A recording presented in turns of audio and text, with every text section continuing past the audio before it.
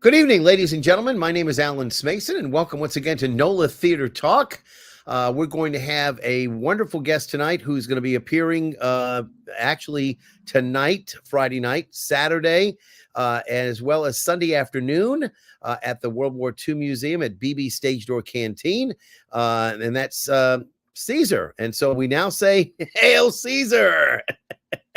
Alan, how are you, my friend? I'm fine. Now you told me that that's your stage name. That's the name, but I had a little birdie tell me that you actually know New Orleans very well because this is sort of where you're from, right?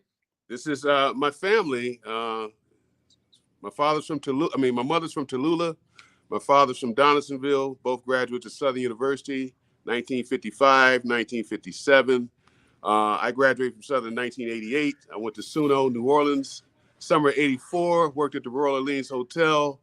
I worked with Nomar, janitorial company when I first got out. I remember Nomar. Yeah, sure. I learned the janitorial business, and that took me over to Thailand to manage operations in Thailand. But my name is Irving Caesar. Caesar's not my stage name; it's my last name. But everyone just calls me Caesar because I played football for Southern, and you get known for people calling you by your last name. So I'm back home.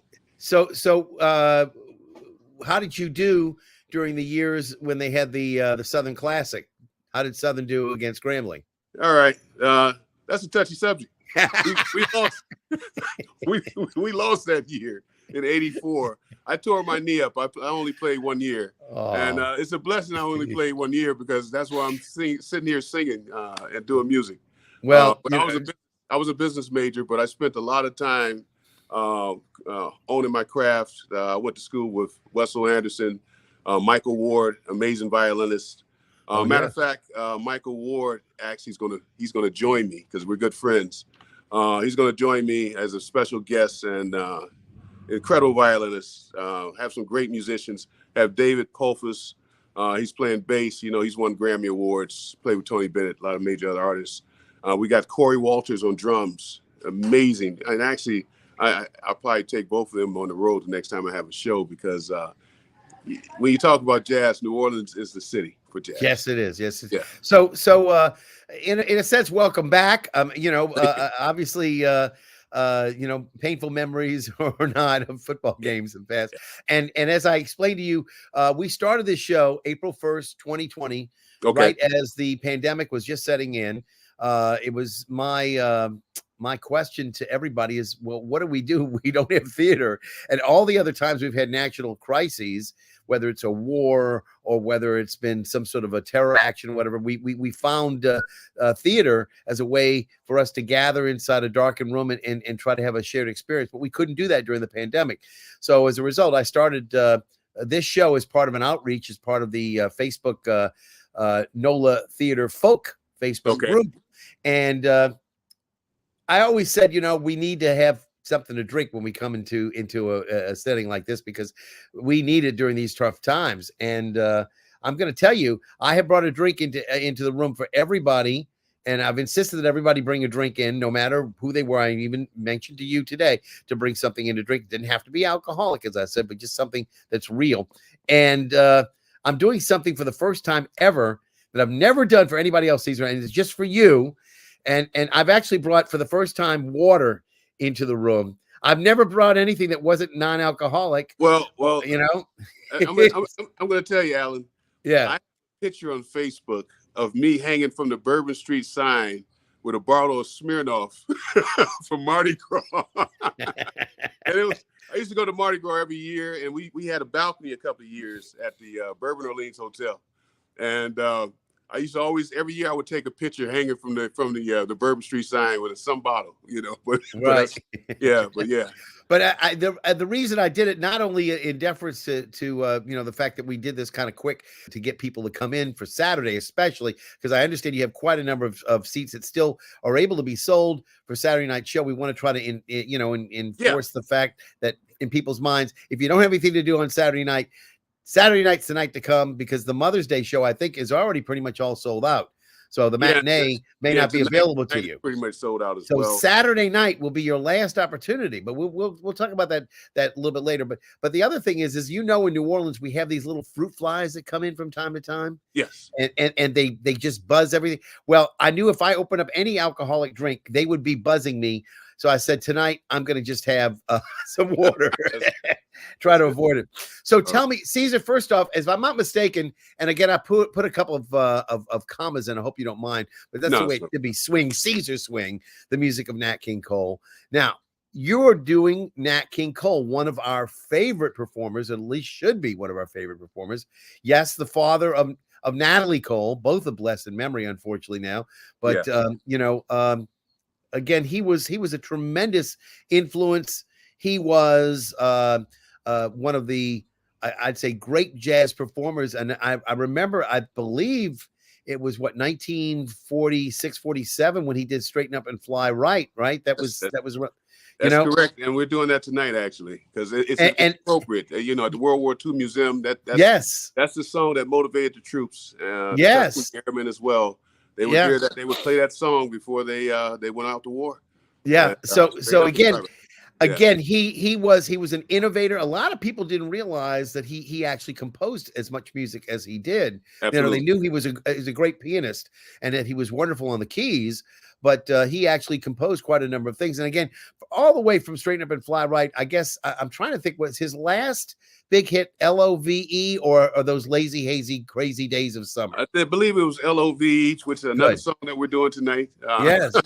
I know the whole, and of course the Christmas song that he popularized that was written by Mel Torme. I don't know that this is probably the best place to do Christmas music because the problem with New Orleans is it never, like when Mel Torme wrote that song in Beverly Hills, it was the hottest day of the year. In New Orleans, we have very little unseasonably Christmas weather, but we do some wonderful shows. If you've been to the BB Stage Door Canteen, anybody who has at Christmas time knows that they put on some fantastic shows there for Christmas.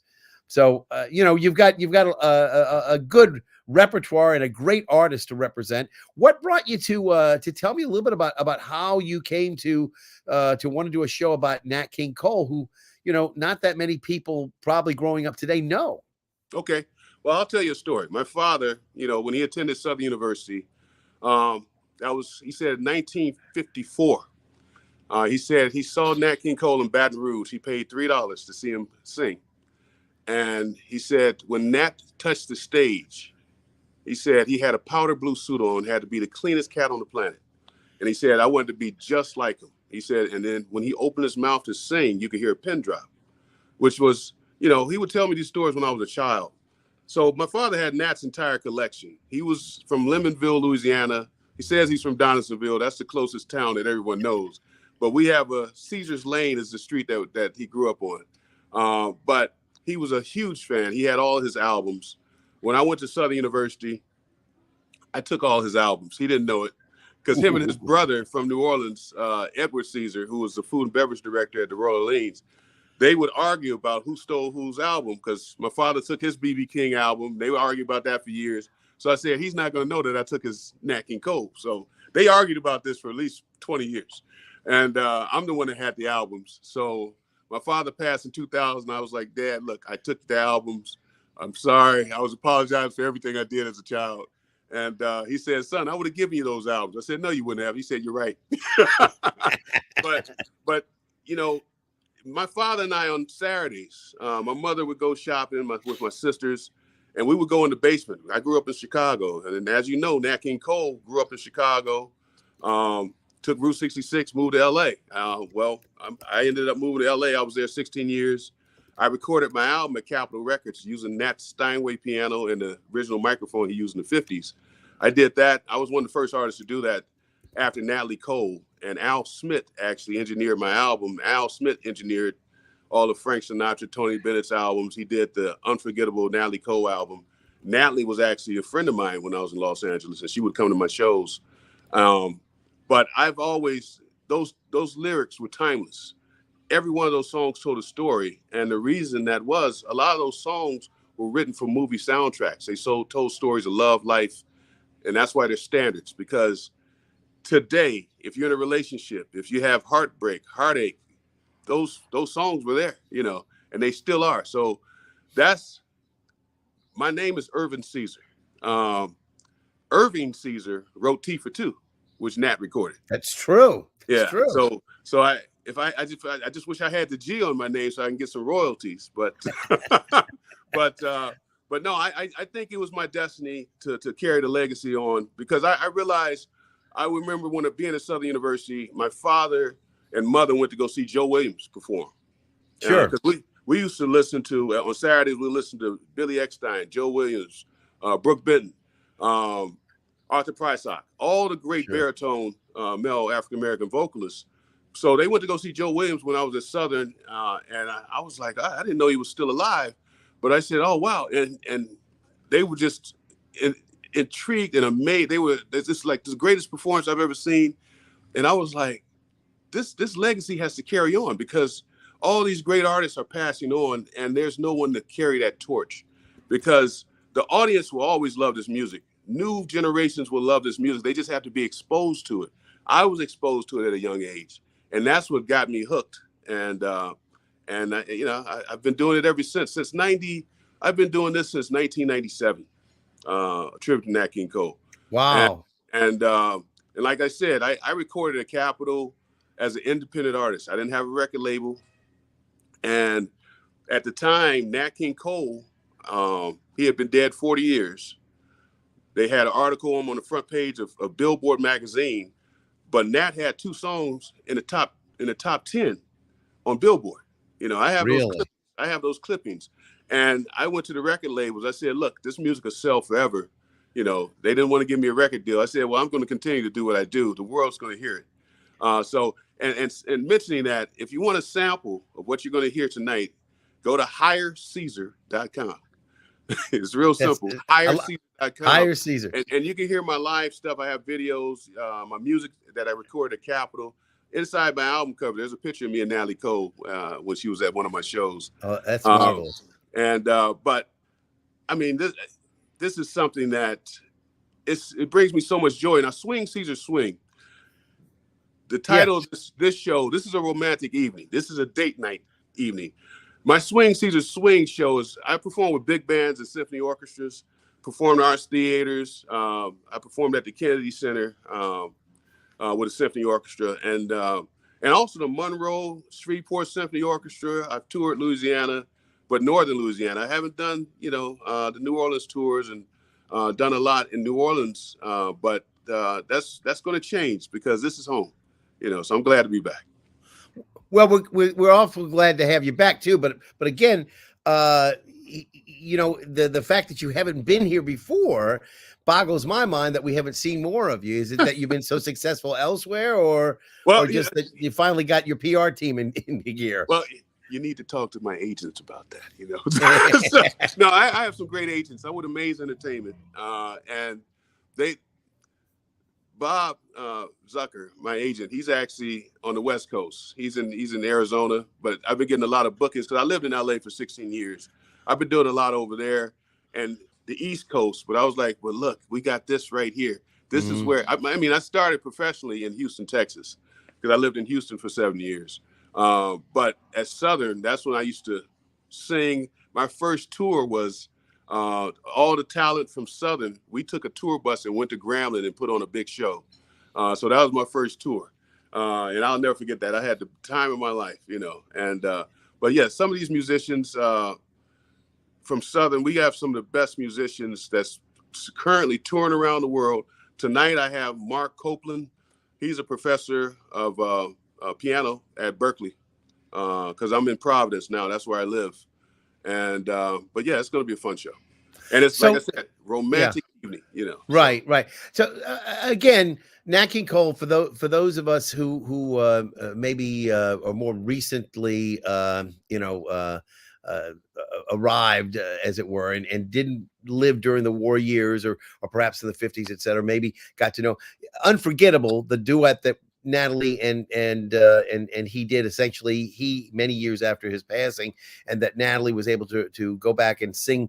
That was probably the first time that a lot of people were exposed to Nat King Cole, Yes. because he had been gone for so long. I mean, I remember seeing him in Cat Ballou, where Yes. he actually played one of the balladeers with Stubby Yeah. K. Anybody remember Stubby K, Yeah. who was also in Guys and Dolls and so many other marvelous things, from Broadway. And so, the two of them were singing together. And I didn't realize, that I wouldn't have him around I always thought he'd be around forever. The other thing too, is that a lot of people don't recognize, and maybe you know this because you've done research, but he had actually a Nat King Cole show on network TV in prime time that was on TV. Let me, Nat King Cole was the first male artist to host his own television show and radio show with NBC. And this was probably 5 years before the civil rights movement. Before Jackie Robinson broke the color barrier with baseball. Music is what brought black and white audiences together. It was music. And Nat had his show on radio with NBC. He had his show in the early 50s with NBC television. And that show had the highest ratings. Nat created the jazz trio. He was the highest paid artist in the world during the era of the Rat Pack. A lot of people don't realize that. But Nat, he played the Sands Hotel. My mother worked at the Sands after she graduated from Southern. And then she went to Chicago and became a teacher. So the history of Nat King Cole, he recorded 100 albums. And the Capitol Records building where I recorded my album, he sold the records to build that building. It was Nat King Cole's, the ability for him to just open his mouth and come up with lyrics and to play the piano. It sounded like two people played the piano when Nat played. So that was an amazing thing about Nat. But he was loved around the world. He sang in 7 languages. So tonight, I'm going to sing in a couple of languages. I'm going to sing in Japanese, French, Spanish. But that's something that a lot of people need to know, because there's not a lot of people that look like me that sing in multiple languages. I toured the world with Julio Iglesias. So I was the first African-American vocalist to tour on Julio's Tango World Tour. And he never hired another singer after that. They said he gave me a solo one night, and that was my last night performing. Yeah. So, but I knew when I was on stage every night I performed with Julio, we would be in 50,000 seat theaters. And I was like, man, this is how it was when Nat King Cole would come from backstage and see an audience. And I said, Nat had this many people on stage. He had symphony orchestras. And I said, I can do that. And I had people tell me, oh, no, you'll never be able to do that type of music. And I said, well, I believe I can, because I've studied this music and the legacy and the history. And I said, the torch has to be carried. So I don't sound exactly like Nat King Cole. I'm not a Nat King Cole impersonator. I have my own interpretation and style. And I recorded these songs in the studio, and some of the songs that were ballads, I made them up tempo, and like the song Autumn Leaves, he sang that a version in French, he sang one in Japanese, he sang one in English. And my album, I combined them all together. I start the song out in Japanese and sing the same lyrics in English at the end, but in the middle I sing a little French. But it's just, yeah. Okay, so you're gonna do Non Dimenticar, a little Italian? No, I'm not gonna do that. You're tonight, not? Oh my goodness! But I tell you what, I do a little bit live.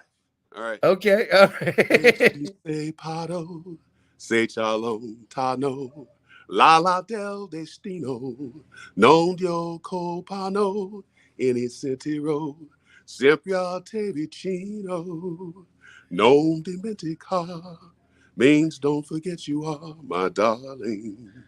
There you go. Yeah. I always run a risk whenever I do a show where I have music, is that there's always copyright infringement and stuff. They want to shut me down. They want to turn hopefully they don't. I mean, if the Facebook and the YouTube gods will permit, hopefully that will stay forever. Lovely. That was lovely. But I think that there's very few people that were as versatile, a performer, in terms of their musicianship and in terms of their vocal abilities. I mean, he was fantastic. And And the thought, of course, that all those cigarettes that he was smoking was, leading to his demise. We now know very much so that the smoking is hand in hand with what eventually took him from us, the lung cancer. Yeah, and another thing I want to bring up is cancer awareness. Two of Nat's brothers died of cancer, Freddie and his other brother, Eddie. His oldest brother, Eddie, died of cancer.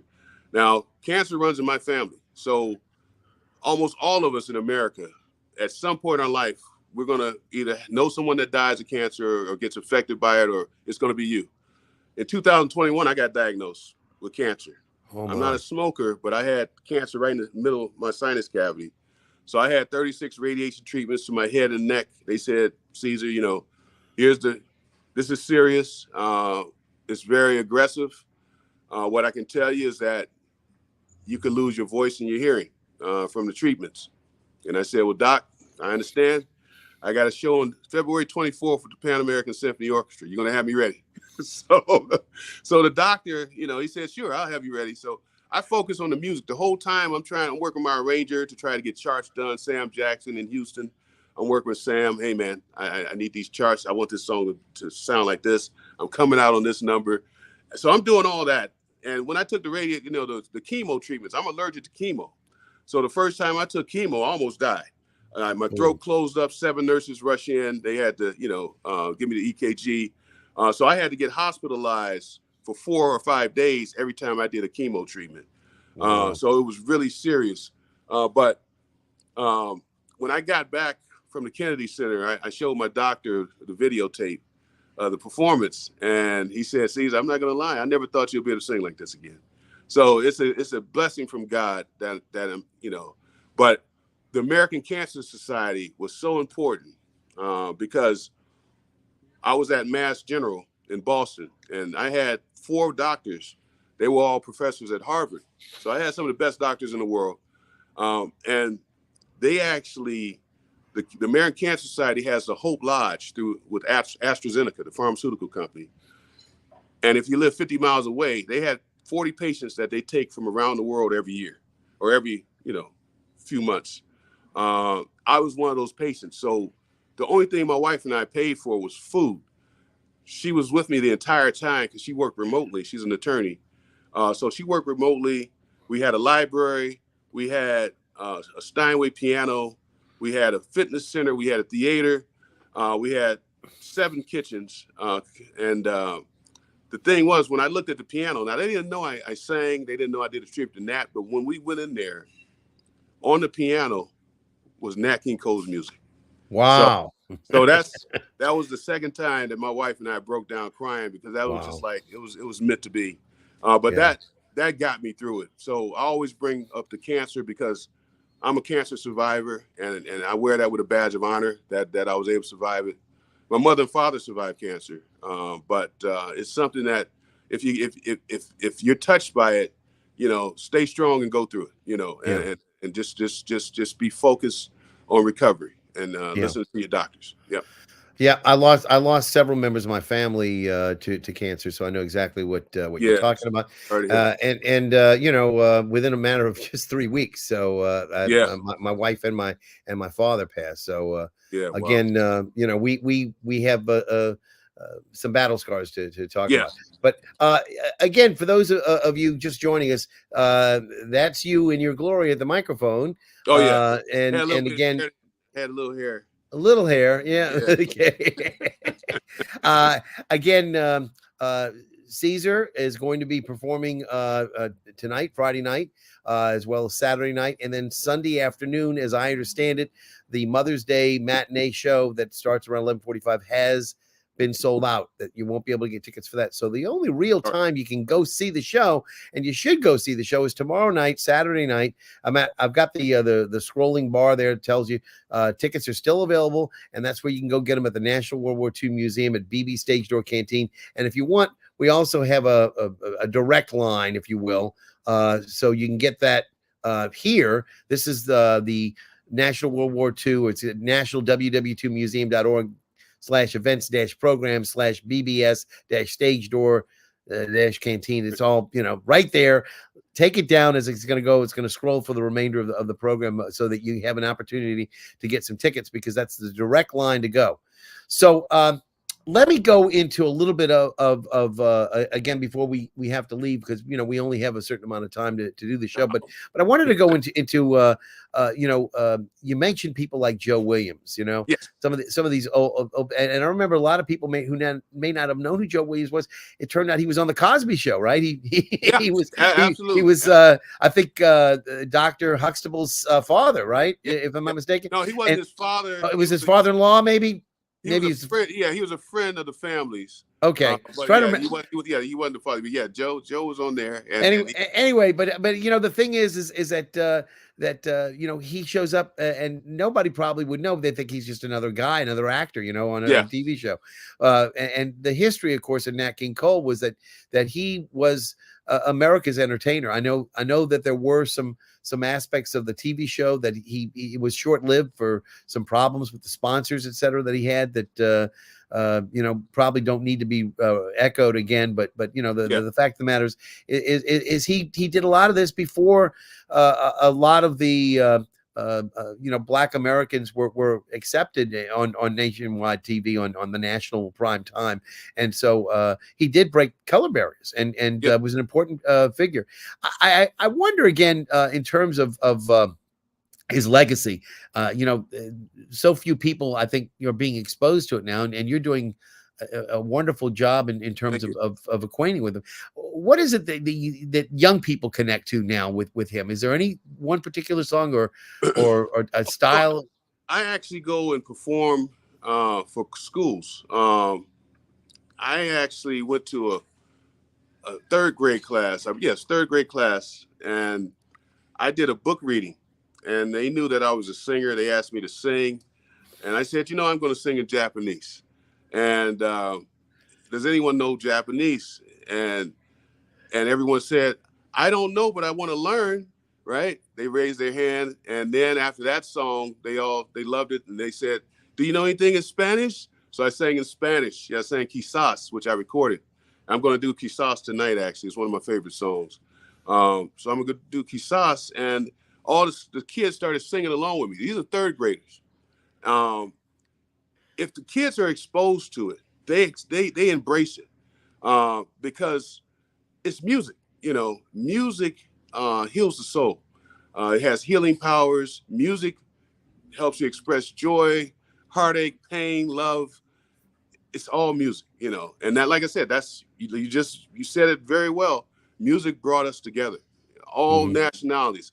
I can sing in Japan. They don't know what they can't understand a word I'm singing, but they close their eyes and they feel what you're singing. And that's just the power of music. And it's amazing, so yeah. And you've got some wonderful composers, aside from Nat King Cole writing many of his own songs. I mean, he had, the great American songbook composers Nelson Riddle. Great conductors. And who I'm trying to remember, he did a number of albums too with who was the blind singer, George, it was on Capitol Records. He did a number of records. Who was not George Gershwin? Not a good George Gershwin. But I can't remember. Yeah. There's a one. I'll probably come to me later, but we used to sell his records. The reason I know so much about him is that my family had a record store on St. Charles Avenue, New Orleans, Smith's Records, and of course we used to sell Nat King Cole religiously, and of course at Christmas time with the Christmas song, yes, all the time. But we had everyone. George Shearing. You don't remember George? That was who I was thinking of. Yeah. I knew it would come to me. Actually, I recorded the Christmas song. So, Alan, when you finish this, go check it out on my website. And what is the website? The website is Hire, Hire Caesar, Caesar, HireCaesar.com. Okay, yeah, I'm gonna definitely have to do that. Yeah. All right. Well, we've come to the end of believe it or not, time flies when you're having fun. Come to the end of the show, but I want to encourage everybody again to go to BB's Stage Door Canteen tomorrow or tonight. If you see this right away, you're gonna want to run over and get it, but you'll probably be too late to see it tonight because we're gonna air this probably around the same time as the show. But again, tomorrow night, seats are available. make plans to go and check this out. Irving Caesar, as it were. I say, hail Caesar. Thank you very much for being with us. And stick around for just a second while I say goodnight to everybody. Absolutely. Thank you. Again, I want to encourage everybody to go to the show. Again, Caesar, we appreciate you being with us tonight. And for all of you out there, we're going to be back hopefully next week with another edition on Monday night of NOLA Theater Talk. So for all of you, this is Alan Smason wishing you and yours a very happy weekend. And again, I'll see you at the theater.